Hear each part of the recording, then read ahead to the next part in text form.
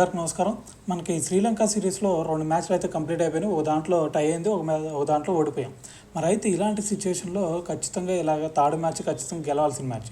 మరి అది గెలవాలంటే ఖచ్చితంగా ఒక 3 చేంజెస్ అయితే చేయాలని చెప్పేసి ఒక న్యూస్ అయితే రావటం జరిగింది. సో దాంట్లో ఫస్ట్ చేంజ్ ఎవరంటే శివన్ డూబే, దాని తర్వాత కేఎల్ రాహుల్, దాని తర్వాత హర్షదీప్ సింగ్. సో మరి వీళ్ళ ముగ్గురిని చేంజ్ చేయాలని చెప్పేసి ఒక న్యూస్ వచ్చింది. మరి దాని గురించి మనం మాట్లాడితే ఫస్ట్ మనం మాట్లాడాల్సింది కేఎల్ రాహుల్ గురించి. సో కేఎల్ రాహుల్ని ఖచ్చితంగా చేంజ్ చేయాలంటే మరి ప్రీవియస్ మ్యాచ్లో చూసాం మనం.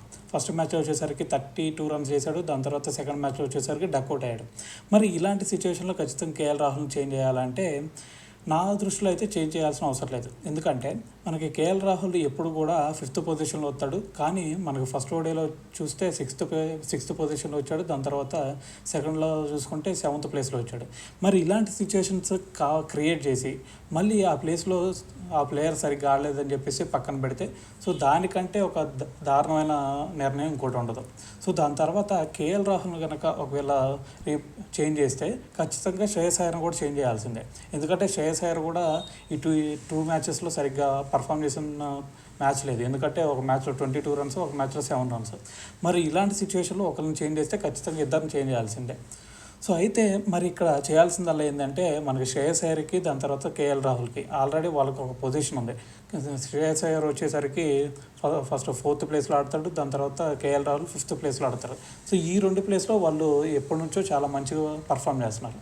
మరి అలాంటి ప్లేసెస్లో వేరే వాళ్ళని తీసుకొచ్చి లైక్ శివన్ డూబే, దాని తర్వాత వాషింగ్టన్ సుందర్ని ఆడిచ్చారు. సో దానివల్ల వాళ్ళ ప్లేస్ చేంజ్ అయింది, దాని తర్వాత వాళ్ళ పర్ఫార్మెన్స్ కూడా చేంజ్ అయిపోయింది.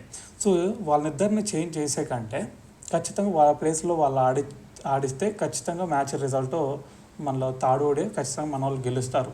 సో దాని తర్వాత ఇంకోటి ఏంటంటే మనం మాట్లాడాల్సింది హర్షదీప్ సింగ్ గురించి. హర్షదీప్ గురించి మాట్లాడాలంటే ఫస్ట్ ఓడియాలో 2 వికెట్స్ తీశాడు. సో సెకండ్ ఓడియాలో 1 వికెట్ కూడా రాలేదు. మరి 1 వికెట్ కూడా ఒక మ్యాచ్లో రాకపోతే చేంజ్ చేస్తారా అంటే అలాంటి చేంజెస్ చేస్తే మన ఇండియా టీం మొత్తాన్ని చేంజ్ చేయాల్సింది ఇప్పటికి.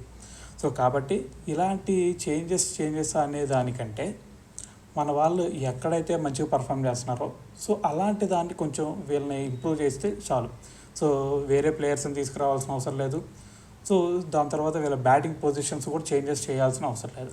సో దాని తర్వాత మరి శివన్ డూబేని ఏదన్నా చేంజ్ చేయాలంటే ఆ ప్లేస్ ఒకటి చేంజ్ చేయాలి అనిపిస్తుంది. ఎందుకంటే ఫస్ట్ మనకి ఇది ఆల్రెడీ స్పిన్ ట్రాక్. సో ఇలాంటి స్పిన్ ట్రాక్లో మన శివన్ డూబే లాంటి ఒక పేస్ ఆల్రౌండర్ కంటే ఒక spin allrounder like Riyan Parag లాంటి ఒక స్పిన్ ఆల్రౌండర్ని తీసుకొస్తే మనకి చాలా పాజిటివ్గా రిజల్ట్ వచ్చే ఛాన్స్ ఉంది.